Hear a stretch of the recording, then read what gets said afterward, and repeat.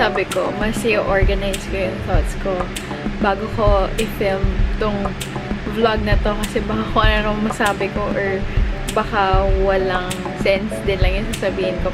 Pero ngayon, let's scratch that whole idea and just stick with the first thought that comes into mind, which is pillow talk!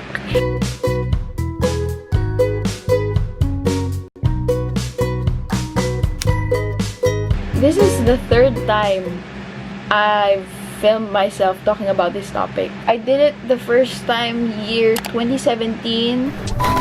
Hindi ko pinangarap ganitong career kasi alam kong hindi ko maabot. I don't want my dreams to be bigger than my reality. I've always been afraid of that. I settle with what's within my box. I box myself into this reality. Life just happens after college. There's something bigger. Kaya I decided na mag-gap year. And I tried to recreate it last year, 2018-2019. So gusto maging doktor. I loathe actually the hospital kasi feeling ko kinukuha niya lahat ng mahal ko sa buhay. It wasn't a childhood dream. It was only an afterthought. Maybe I could be a doctor. Imagine this as maybe gas. It's a gas of an afterthought. It's a thought. It's a cloud. When I entered brains of Lucent, it solidified into something more concrete. I am going to be a doctor. And ito na, for the third time, finally, saseryosohin ko na. I'm gonna talk about my gap year and why I decided to take one, how I transitioned from psych to med. Keep on watching if you're interested in this topic.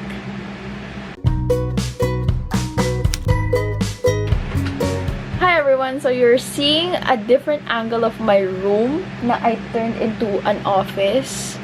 Yan. Sakto na 11:09 na rin, which is very appropriate dun sa time, diba?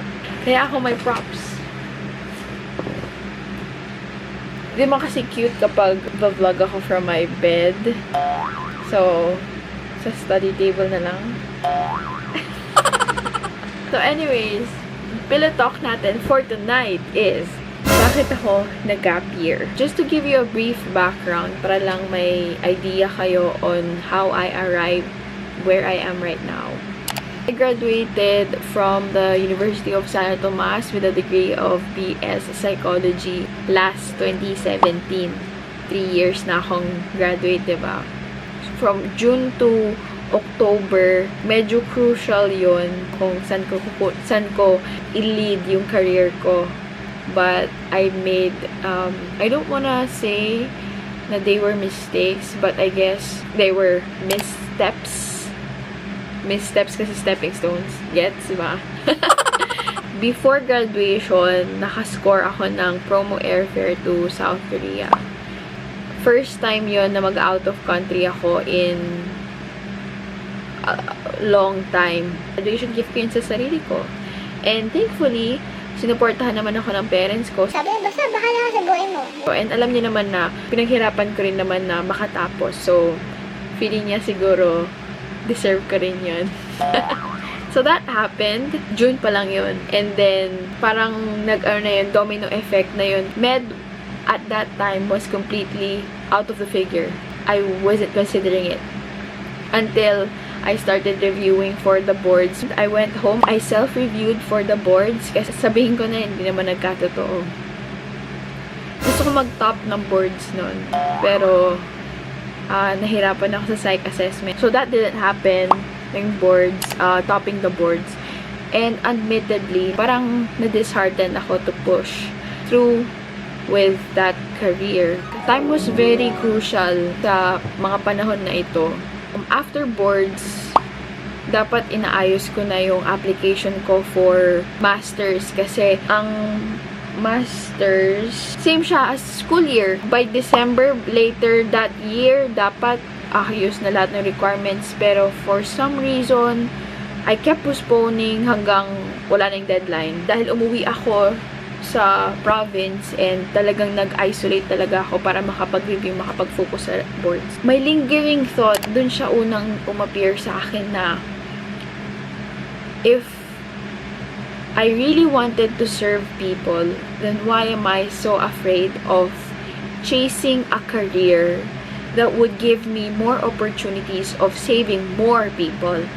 Hindi ko sinasabi na pag naging psychologist ako, hindi ako makakatulong. Yung kakayahan ko lang at that time, feeling ko hindi ko siya kaya i-maximize kasi as you've noticed, meron akong baggage. Marami akong emotional baggage and sometimes it could be hard to work on. Sometimes it may surface. Yun talaga yung naging hadlang. Pero I really wanted that career. I also wanted to be a typical career woman. I wanted to be an office woman. I wanted to work sa office. I wanted to climb the corporate ladder. Pero I didn't want to go through the hassles to arrive to even the starting point of that ladder. Kasi if you're gonna pursue a corporate career here in the Philippines, you have to accept that traffic will always be part of the problem. I just didn't think na I'm ready for that path or I was meant for that path. So even if I wanted to climb the corporate ladder, very lavish sa akin. Gusto kong maging manager. Gusto kong maging organizational development manager. I want to pursue OD. Nung pag-graduate na ako ng psych, that didn't happen. So, I said bye-bye to that dream. So, I'm left to the last one kasi tatlo yung sa psych namin, di ba? May industrial, clinical, educational. I realized nung sa educational aspect naman, may interest din ako to handle students in particular. Pero, it wasn't on top of my list. And na-realize ko na if you wanted to pursue a career in the educational setting, makakapasok ka lang doon kapag may kakilala ka. I was almost accepted into an assessment firm. More on the psychometrician of it all naman. Marami akong binitawan, marami din akong tinalikuran. Kaya feeling ko, sometimes it weighs heavy on me kasi I let all these opportunities pass.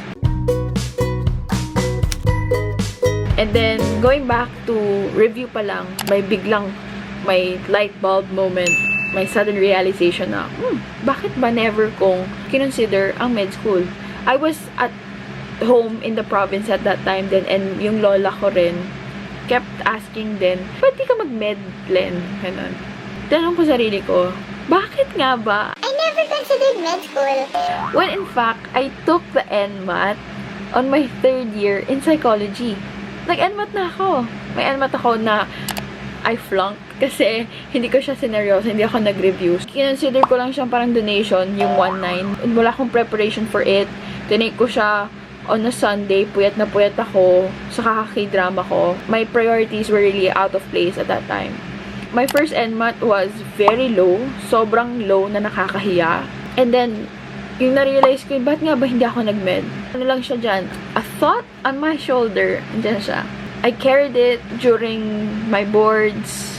After the boards, so 2017, October, unti-unti na akong nagsisearch kung paano ba mag-apply for med schools. Kaya gusto kong nagba-vlog din ngayon kasi honestly, ang tumulong din sa akin that time were vloggers, bloggers, and random med students din.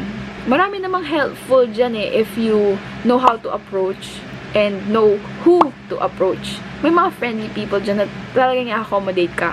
Pagkatapos ng boards, ang dami kong hanash. Ang NMAT, diba, 2 times a year lang yun. I missed the October kasi nga nag-boards ako. Yung March, I missed it also kasi may travel ako na I was really looking forward. I was so excited. So sabi ko, hindi ako mag-NMAT this year. Hindi ako nag-NMAT ng March 2018. My second take ng NMAT was October 2018. And nag-review pala ako for that.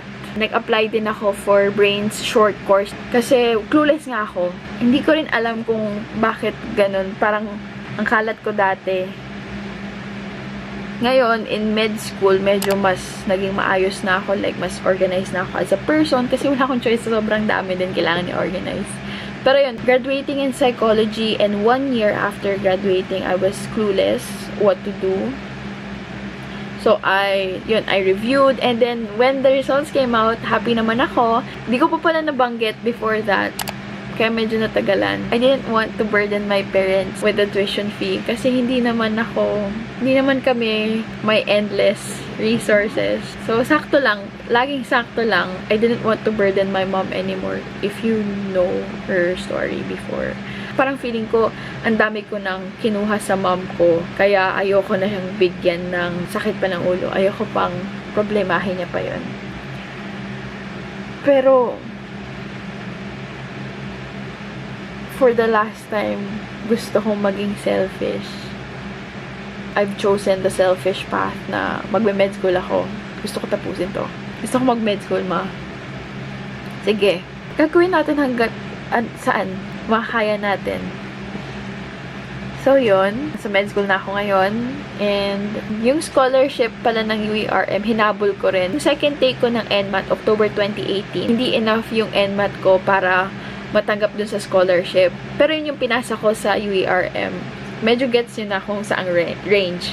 So, nakapasok ako because of that NMAT. And then, for the scholarship, pinollow up ko yung 2019, yung March 2019 NMAT ko para makapasa dun sa scholarship. And, luckily, I was granted naman few months after. 3 months into med school, the results came out and yun, scholar ang atin nyo. Medyo maliit lang yung scholarship. Sobrang happy ako nun kasi imagine mas scholar ako. At the same time, nalulungkot ako kasi nangyari na rin yun before. Pumasok din ako ng UST na with a scholarship pero mabagal talaga ako mag-adjust. Parang akong late bloomer pag ganun. Parang ngayon din, mawawala na yung scholarship sa akin. So yun ang gap year story ko. I am here in med school. I'm persevering. I'm trying my hardest to stay. And I'm really thankful. Sobra akong thankful sa mom ko, sa papa ko, sa other relatives namin, and mga kaibigan ko for being so supportive of me pursuing this path kahit na it was really a selfish decision to make at that time. Even now, it's still a selfish decision. Yun, that's my gap year story, why I decided to pursue med school. Parang gusto ko pa mag-share, pero I think that would suffice for now. So, that's our pillow talk for tonight. If you have any questions, if you have any suggestions, or just want to say anything to me, wag lang negative. Okay lang. Sige, tanggapin ko yung negative. Leave them down in the comments below. And if you stayed until this part, napatapos mo tong vlog ko, lagi mong pinapatapos ng buong-buo yung other vlogs ko, I'm super thankful for that. Very, very thankful. Gusto ko lang talaga unfiltered pillow talk where I get to introduce myself more to you and where I get to share my stories, my experiences, kasi marami-rami yan. Sorry if medyo mood killer. Diba usually masaya tayo sa channel na to, pero ngayon ang daming daldal. Yan. Yun lang. Tapusin ko na. Tapusin ko na to. Gusto ko na magkaya-drama. Yan. Thank you always. And I'll see you in the next one.